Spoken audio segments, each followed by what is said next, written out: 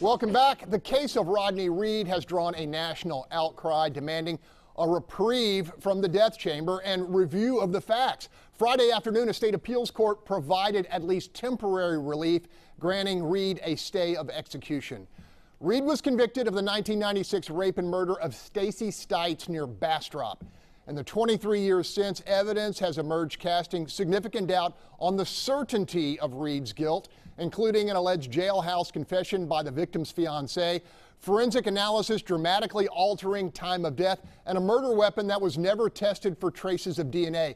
Among those pleading for more time, Houstonian Anthony Graves, who spent 18 and a half years falsely accused on death row before his complete exoneration. With this same team that's trying to kill Rodney, they tried to kill me. From the judge to the prosecutor to mitigating specialists and expert witnesses. These people were in my case and they messed it up bad. I almost lost my life because they didn't do their job right. While prosecutors remain convinced Reed is in fact a murderer, the Texas Board of Pardons and Paroles has also recommended a 120-day reprieve. Been waiting to talk to Carmen Rowe about this all week. What's your take? So there's two things that are going on here, and I think it's important to note that the guilt-innocence phase and whether or not we execute somebody are two different things.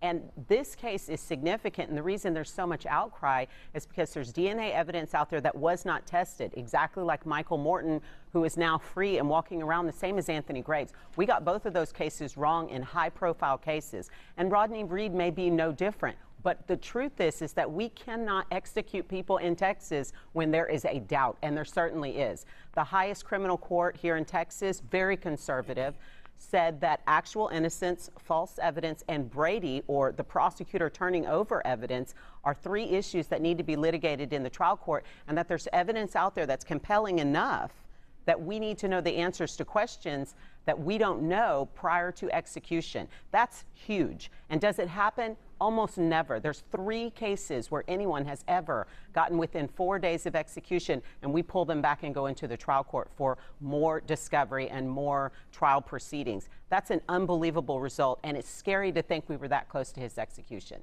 Charles Blaine, was it right to put the brakes on this thing? Oh, I think so. Texas has the highest number of exonerations, and so if the government's going to take a life, they need to be absolutely sure that the life that they are taking is the person who committed the crime that they are accusing them of. So I am extremely happy to see a number of lawmakers, both conservative and liberal Democrats, come out and say that we need to put the brakes on this. The Texas Board of Pardons and Parole, former employees of the TDCJ, I mean, numerous people rallied around this guy, and I think it was right.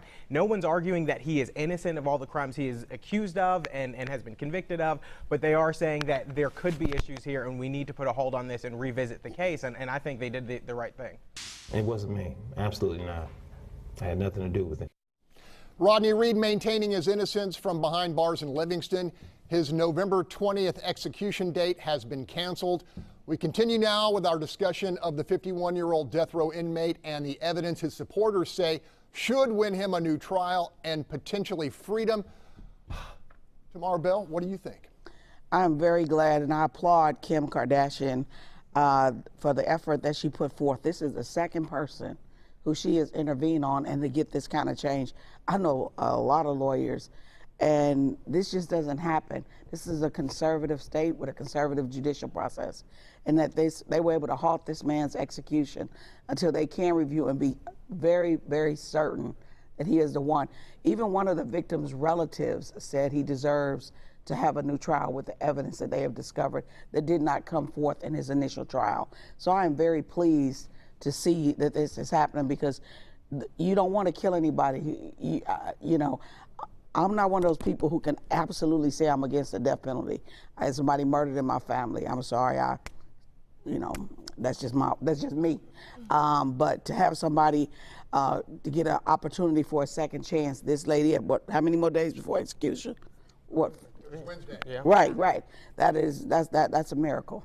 Okay, look, calls from both sides of the aisle. Ted Cruz said, let's take a break on this. Let's hold off. Michelle Maples, our second attorney. What's your read of the evidence and everything that's unfolded?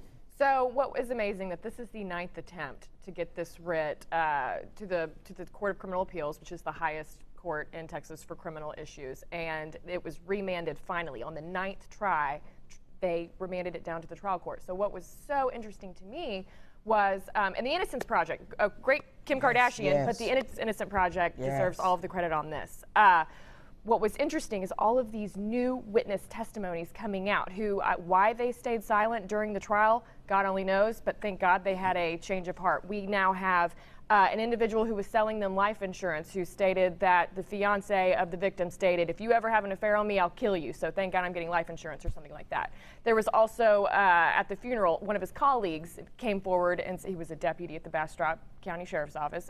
A colleague stated that he overheard him saying, she deserved it. He was cold and unemotional during the funeral. These are all things that should have come out 20 years ago, and thank God they had a change of heart, because now this motion to stay was the correct decision, and let's get this back down to the trial court and let's litigate these issues. Okay, Tony Diaz, I'm sure you believe that innocent men have been executed in the United States. You're steadfastly against capital punishment. I think the death penalty is barbaric. It's state-sanctioned bloodletting. We look down on other civilizations.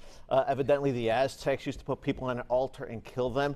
I think that's equivalent to that. If that really happened, that's how history will look at us, upon us, the same way. Having said that, I really am glad that this was stopped. And that's the big problem, is if you make a mistake by killing someone, no matter who sanctioned it, you can't go back and fix it. And how can we dare to not suspect the same system that's unfair to black folks, Latino folks, poor folks, in the same year that 2 African Americans were slain in their own home by the law that came in and killed them on mistake. So let me put it this way. This justice system needs to be perfect before it can apply the ultimate death sentence. And I'm really glad at this moment that we have saved this man's life, and I hope justice prevails. Wayne Dolcefino, prosecutors believe the evidence was overwhelming and that this execution should proceed. Well, so a couple of things. Number one, so Tony, sign me up for the Barbarian Club, okay? Because I do believe you're the president. Yeah, I'm the president, okay? But to me, look, we all know this sitting here. There are prosecutors who lie, there are cops who lie, right? The criminal justice system is very unfair. And while Tony likes to make it a black-brown thing, I'll just say it's a poor thing, right? No matter what flavor you are, if you don't have money, you don't get the big lawyers that can fight the kind of things that you need to fight in this justice system. So we can take all this color nonsense out of it. And I know Tony had to throw in the 2 cops that kill people. Why that has anything to do with anything, I don't know. Carmen, button us up on this. You've heard the discussion. You know, I think what Tony's saying is right, to the extent that we can't execute people if we aren't certain about the results. And I do think it's important that he's filed 9 writs. That's something a lot of people don't know, that 2 of those writs have already been litigated and that the Court of Criminal Appeals has denied relief.